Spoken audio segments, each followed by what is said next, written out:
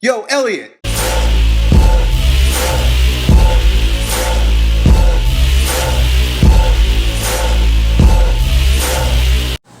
Our buddy Rumi Rumar is Rumi, like the poet. Pretty interesting name.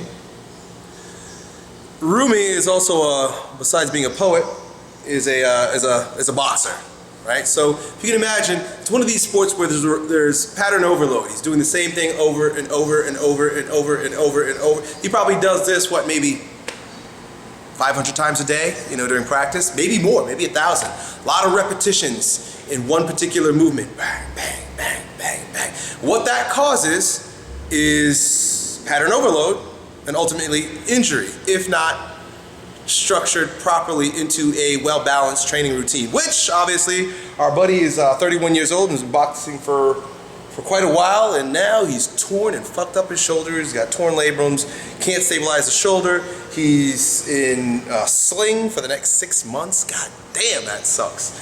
But it's a byproduct of pattern overload. A lot of you guys, I don't seek to make fun of, make light of, or not respect your sports, especially those that require pattern overload.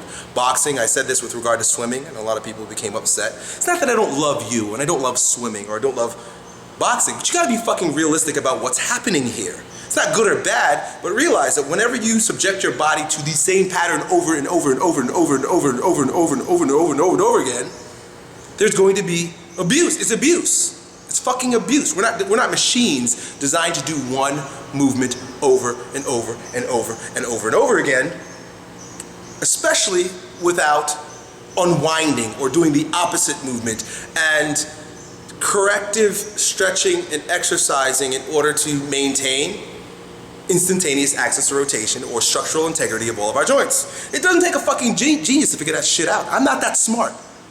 Right? Even your car breaks down because of repetitive movement. Why do you think you got to get your tires rotated?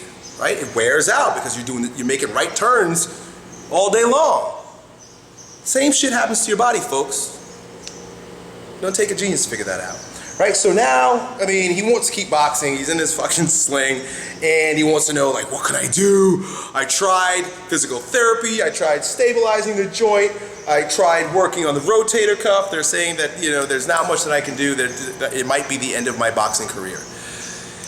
Here is why they're probably right, but I'm going to give you a perspective that might support you in what needs to be done in order for you to possibly get back into your sport 6 months from now, right? We like to think in terms of what the muscle is doing, what mechanism, what the mechanics of the movement are, right? I'm not a boxer, but I'm going to assume that you do a lot of this.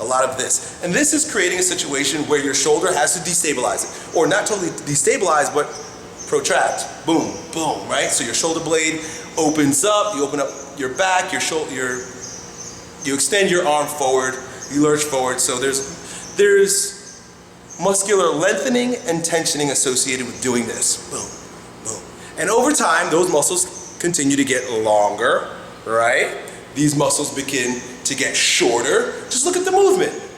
Lengthening, shortening.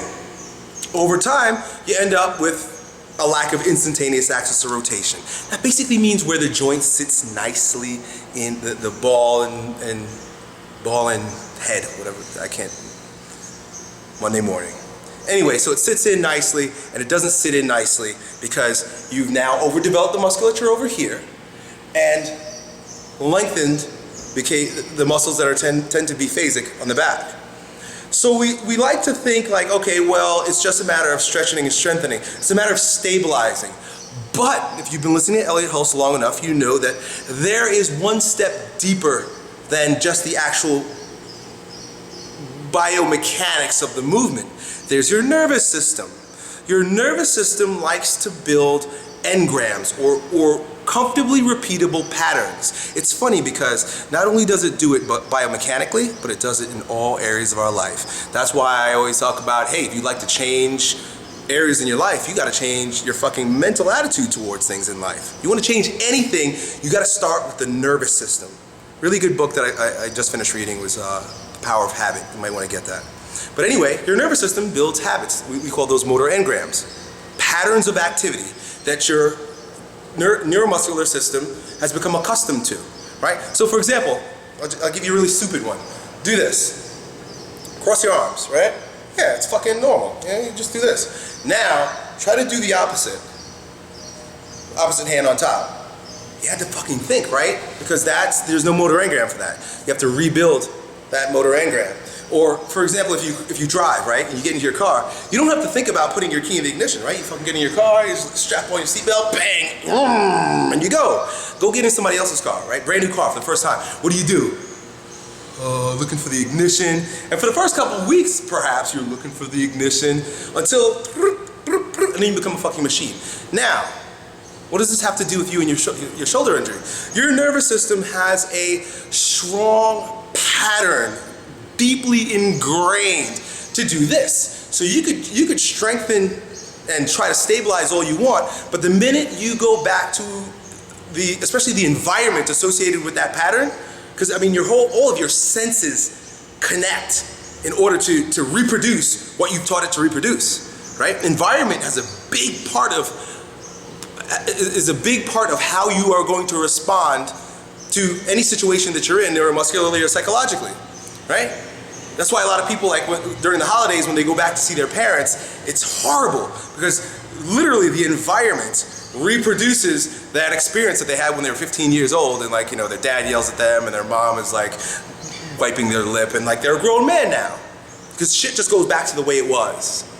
This happens so many different instances. But anyway, so you go back into the ring, right? You've been off for 6 months and your nervous system snaps into action and it's like, boom, I know what to do. This again, destabilize. It goes right back into the old pattern. So, beyond just strengthening the stabilizers, beyond just stretching those overdeveloped muscles, you're going to have to learn you're going to have to get a coach that is going to teach you how to repattern your punch, right? You're probably a bad puncher. There's a part of your punch that is not supporting your physiology, obviously, right? I'm not a boxer, but I can tell you, when you punch, you fuck yourself up, and it's fucking you up, and you've got to relearn that pattern. So you might be a good boxer, right? But you're not that good when you're in that sling.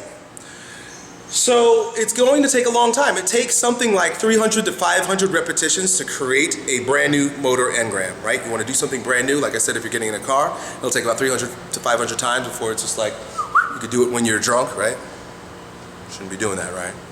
But anyway, but it takes about 3,000 to 5,000 repetitions to break a faulty recruitment pattern, to fix a fucked up recruitment pattern. You've got a fucked up recruitment pattern that you're going to reproduce over and over and over again until you consciously take control of that recruitment pattern and learn how to do your sport in a more efficient and effective fashion that doesn't destroy your joints.